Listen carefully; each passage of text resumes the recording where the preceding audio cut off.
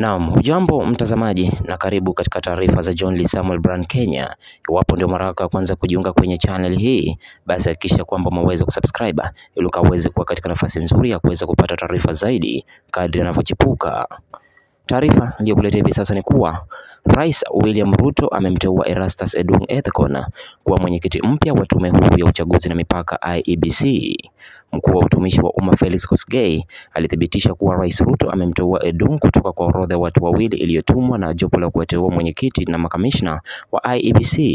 Wakati huo huo, Kosgei alitangaza pia Rais Ruto amewateua watakaojaza nafasi za makamishna 6 wa tume hiyo.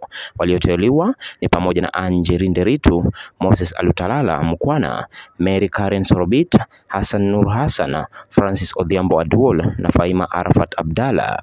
Nikinukuu, hatua hii ya rais inatokana na mapendekezo ya jopo la uteuzi wa mwenyekiti na makamishna wa IEBC yaliyowasilishwa Jumanne tarehe 6 mwaka 2025. Mwisho wa nukuu, alisema Kosgei.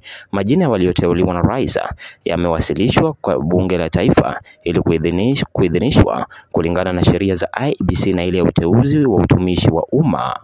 Asante mtazamaji kwa kuitazama taarifa hii, na iwapo ndio mara yako ya kwanza kujiunga kwenye channel hii, basi hakikisha kwamba umeweza kusubscribe, like video zetu, comment na share, na kisha usisahau kufinya hiyo notification bell ili punde tu tutakapopokea taarifa na kuziupload uwe katika nafasi nzuri ya kuweza kuzipokea. Asante.